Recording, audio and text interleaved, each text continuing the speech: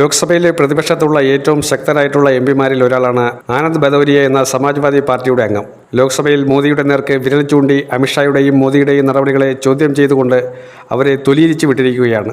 ഇറാന് കൈകൊടുക്കാതെ ഇസ്രായേലുമായി നടത്തുന്ന ഈ പരസ്പര സഹകരണം ഇന്ത്യക്ക് വിനാശമാണ് ഉണ്ടാക്കുന്നത്. ഇന്ത്യയിൽ പാചകവാതകം ഉൾപ്പെടെയുള്ള കാര്യങ്ങൾക്ക് എല്ലാ രീതിയിലും ഇറാൻ വലിയ തോതിലുള്ള സഹായം തന്നെയാണ് ചെയ്തുകൊണ്ടിരിക്കുന്നത്.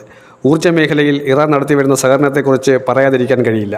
എന്നിട്ടും ആയത്തുള്ള അലി ഖമനേയുടെ മരണവുമായി ബന്ധപ്പെട്ട കാര്യത്തിൽ BJP അനുഭാവികൾ സോഷ്യൽ മീഡിയയിലും മറ്റും അത് നന്നായി എന്ന രീതിയിലൊക്കെ വാദിക്കുന്നുണ്ട്. ബെഞ്ചമിൻ നെതന്യാഹുവിനെ സ്തുതിപാടുന്നവർ മനസ്സിലാക്കേണ്ടത് അയാൾ ഒരു ക്രിമിനൽ തന്നെയാണ്. ഏറ്റവും വലിയ ക്രിമിനൽ നെതന്യാഹുവാണ്.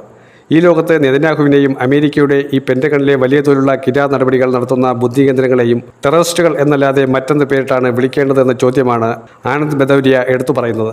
ഇറാൻ അവരുടെ സംരക്ഷണം ഒരുക്കാൻ വേണ്ടിയുള്ള ചെറുത്തുനിൽപ്പിന് വേണ്ടിയുള്ള നീക്കങ്ങൾ മാത്രമാണ് നടത്തുന്നത്.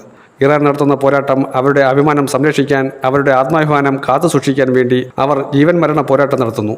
അത് ചിലപ്പോൾ പരാജയപ്പെട്ടേക്കാം. ഇറാൻ്റെ കയ്യിൽ അത്രയധികം സോഴ്സുകളൊന്നുമില്ല എന്ന് ഇസ്രായേലിന് നന്നായി അറിയാം. ചതിപ്രയോഗങ്ങൾ കൊണ്ട് മാത്രം ലോകത്തെ എല്ലായിടത്തും സ്പൈ ഇൻ്റലിജൻസ് ഏജൻസിയും സംഘവും ഒക്കെയുള്ള മൊസാദിനെ സംബന്ധിച്ചിടത്തോളം അവർക്ക് കാര്യങ്ങൾ എളുപ്പമാക്കി കൊടുക്കാൻ നിരവധി ചാരന്മാർ ലോകത്തെല്ലായിടത്തുമുണ്ട്. ഇറാൻ എന്ന രാജ്യം 9 കോടിയിലധികം ജനങ്ങളെ കൃത്യമായി തീറ്റിപ്പോറ്റുന്ന ഒരു രാജ്യമാണ്. ഇസ്രായേലിനെ പോലെ കുറച്ചംഗങ്ങളും ലോകം മുഴുവൻ ഉന്മൂലനം ചെയ്യാനുള്ള മാരക വിഷവുമായി നടക്കുന്ന വിഷം മാത്രം പ്രദാനം ചെയ്യുന്ന ഒരു പ്രദേശമല്ല ഇറാൻ. സാധാരണക്കാരുടെ അവകാശങ്ങൾ സംരക്ഷിക്കാൻ നടത്തുന്ന പോരാട്ടങ്ങളെ ഭീകരവാദിത്വമെന്നും ടെററിസ്റ്റ് അറ്റാക്കുകളെന്നും പറഞ്ഞ് ഗ്ലോറിഫൈ ചെയ്യാൻ വേണ്ടിയുള്ള നീക്കം നടക്കുകയാണ്.